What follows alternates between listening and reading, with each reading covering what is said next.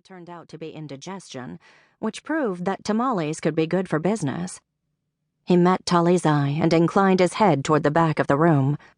She looked over the sea of mostly gray heads and saw the shaggy, dark-haired one she was looking for.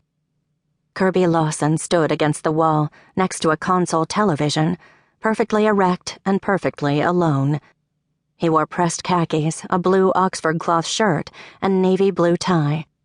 At 17, he was poised beyond his years. Poise was a byproduct of grief, she supposed. "Kirby?" she said quietly. He swung his red-rimmed eyes, which were the color of faded denim, to meet hers. They were wild with fear and grief. Eula had died unexpectedly while making a cake, and Kirby had found her when he'd come home from football practice yesterday. "Oh, Miss Tolly. Hello. I won't be able to come to work tomorrow. I hate to let you down, but the funeral—" Tolly laid her hand on his arm. "Oh, honey, of course not. And don't you even think about coming today, either. Harris and I won't be there tomorrow afternoon anyway. We're closing the office to come to your grandmother's funeral." "You are?" His eyes filled, but he quickly blinked the tears away, and Tolly pretended not to notice. "Of course we are. And Harris said to tell you he'd be here right now, but he had to go to court. He'll be by later." "Yes, ma'am. I appreciate it." He looked at the floor. What to say now? Tolly had never had anyone close to her die, but she'd heard it was good to make the bereaved think of something happy. And Kirby Lawson was a good boy. He deserved to think of something happy. "Kirby, your grandmother was a wonderful woman. I bet there's not a person in Merritt who hasn't had her cake on at least one birthday." Eula had baked special occasion cakes to supplement their income. Kirby had brought Eula's famous red velvet cake to the office on Tolly's birthday in June. Kirby grinned. "The McGowan twins." "Pardon?" Tolly asked. "The McGowan twins. They never had her cake. Their birthday is in January, the same day as mine. Mrs. McGowan kept asking, but Grandma always said she only baked one cake on that day, and it was for me." His grin became a full-fledged smile, though it was a little sad around the edges. "To tell the truth, that suited me fine. I never liked them." "Why, Kirby Lawson!" Tolly patted his hand and gave him the best smile she could come up with. And if anyone needed a little wink, Kirby did, so she supplied that too. "I believe that's the first negative thing I've ever heard you say about anyone." His smile faded and his mouth went hard.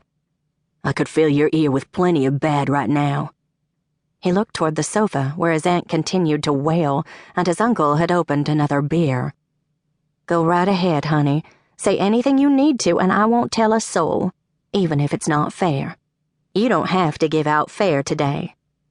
"Well," he inclined his head to her ear, "my aunt, she hardly even called Grandma, and now she's acting like she doesn't know how she's going to keep living. It's been like that ever since they got in from Ohio at 4 o'clock this morning. Plus, my cousins Randy and Carlene didn't even come. I guess they couldn't be bothered."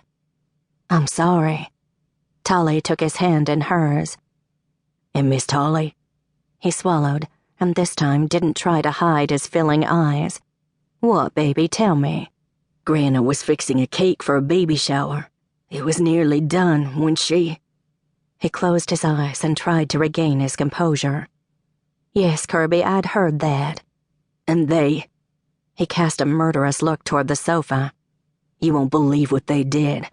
I came in here this morning, and they were eating that cake. I took it from them and told them they had no manners and no feelings. I'm not their favorite person right now. Was that bad of me?" His face that had looked so much like a man's a bare second ago was now a child's. "Oh, honey, no." Tolly held out her arms and he came into them. He had to bend over to lay his head against her shoulder. Tolly sensed that someone had walked up behind her. She felt a hand clamp around her upper arm, just above the elbow. She would have known that hand anywhere, even through the silk of her blouse, even after all this time. She tried to shake loose, but the grip just got tighter. It was not a grip of affection. "Coach?" Kirby raised his head from Tolly's shoulder and stepped out of her embrace.